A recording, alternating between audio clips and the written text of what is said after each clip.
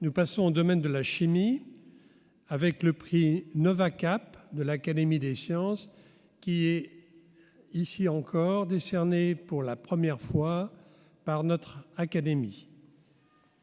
Il est attribué à Géraldine Masson. Géraldine Masson est à l'initiative des méthodes nouvelles et particulièrement efficaces dans le domaine de la catalyse, principalement organique. Merci, bravo.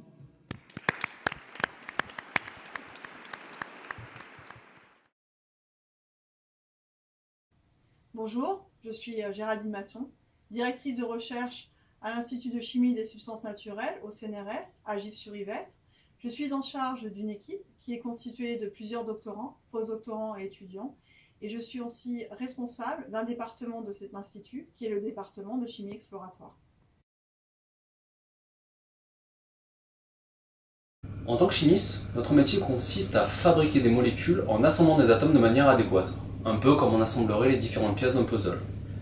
Dans l'équipe Dr Masson, nous nous confrontons entre autres à un des grands enjeux de la chimie organique moderne en développant de nouvelles voies de synthèse vers des composés capables d'interagir avec le monde vivant.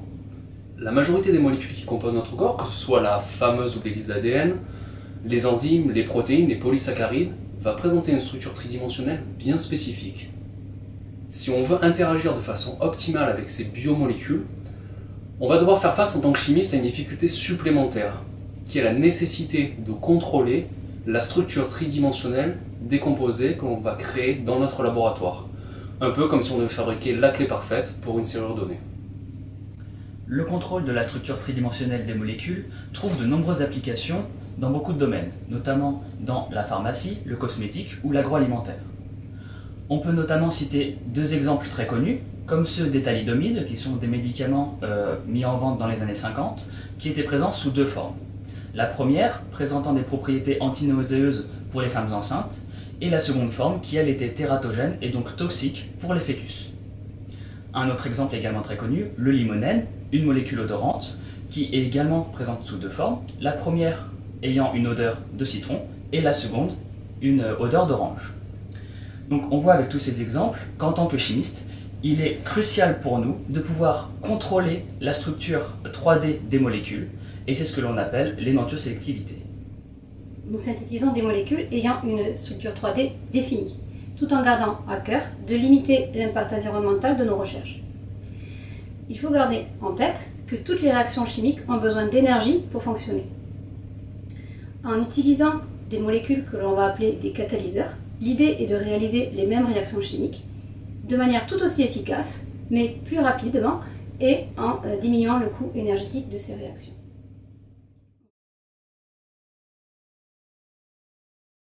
Il y a deux thématiques principales dans le groupe de Géraldine Masson. La première est l'organocatalyse. L'organocatalyse est l'utilisation d'une molécule organique comme catalyseur, ce qui permet d'accéder à de nouvelles réactivités. Les molécules employées sont souvent stables à l'air et à l'eau, sont peu chères et faciles d'accès, et permettent aussi d'éviter l'utilisation de métaux, et donc la présence d'infimes particules métalliques dans les produits finaux, ce qui est un réel enjeu en chimie pharmaceutique.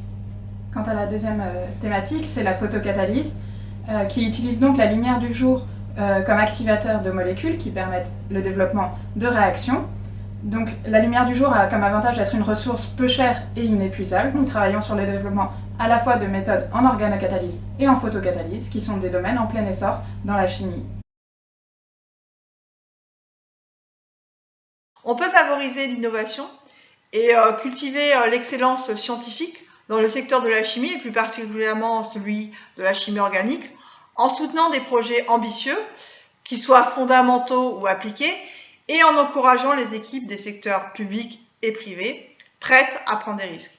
Et ainsi, essayer d'améliorer la vie de l'homme dans le futur. Pour innover, il faut prendre des risques et souvent avoir une vision différente de l'ensemble, être en rupture. Et pour soutenir l'innovation, pour soutenir le risque, il faut nécessairement un soutien financier conséquent à ces projets innovants.